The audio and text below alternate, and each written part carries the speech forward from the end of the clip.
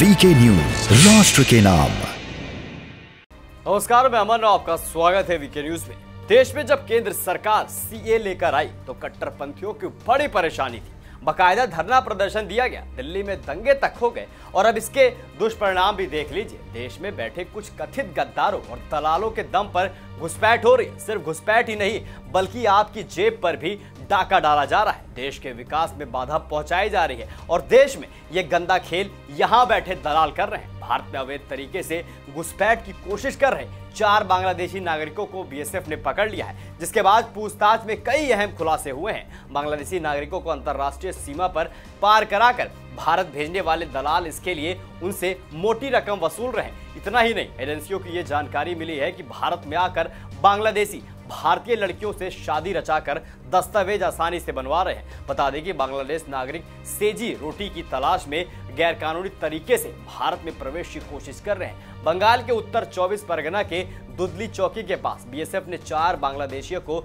दबोचा है और यहां पर पकड़े गए बांग्लादेशी नागरिकों की पहचान बाबू हल्दर, मोहम्मद सेजी बेतिल, इमरान सरकार और मोहम्मद रुबेल खान के रूप में हुई है। शुरुआती पूछताछ के दौरान सभी ने दलालों के द्वारा अवैध तरीके से अंतर्राष्ट्रीय सीमा पार कराने की बात स्वीकार की है। मोहम्मद रुबेल नाम के बांग्लादेशी नागरिक ने बताया है कि वो अपने माता पिता के साथ तमिलनाडु, ताबरम, अन्ना झाकर और ऐसे कई इलाकों में वो रह चुका है। बांग्लादेशी नागरिक ने बताया है कि कंचीपुरम उसके आसपास के इलाके में हजारों की संख्या में बांग्लादेशी मजदूर रहते हैं, जो दलालों की मदद से अवैध तरीके से अंतर्राष्ट्रीय सीमा पार करके भारत में आ जाते हैं। तमिलनाडु के इस इलाके में औद्योगिक यूनिट होने के कारण उन्हें आसानी से रोजगार मिल जाता है। उस शख्स ने आगे बताया कि कुछ समय बाद स्थानीय लड़कियों से शादी कर लेते हैं। जानकारी के मुताबिक दलाल की मदद से ये लोग नागरिकता के लिए सभी जरूरी जाली दस्तावेज भी आसानी से बनवा लेते हैं। इस काम में अंतर्राष्ट्रीय सीमा के पास रहने वाले दलाल काफी सक्रिय भूमिका निभा रहे हैं, जिससे उन्हें लाखों की कमाई होती है। मोहम्मद रुबेल खान ने आगे बताया कि 29 नवंबर को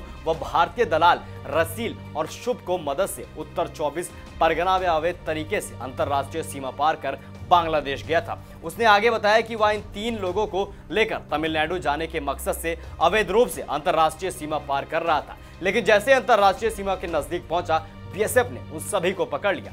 पकड़े गए सभी बांग्लादेशी नागरिकों को उनके सामान के आगे कानूनी कार्रवाई के लिए संबंधित पुलिस थाने को सौंप दिया गया है। ये बीएसएफ की बड़ी कार्रवाई बताई जा रही है। अब आगे देखना होगा कि इस पर किस तरीके से एक्शन लिया जाता है। इस बुलेटिन में बस इतना ही और ऐसी तमाम बड़ी खबरों को देखने के लिए देखते रहिए वीके न्यूज, राष्ट्र के नाम। ये है ड्रीम मीडिया नेटवर्क और आप देख रहे हैं देश का पहला 24/7 digital news channel VK news, राष्ट्र के नाम।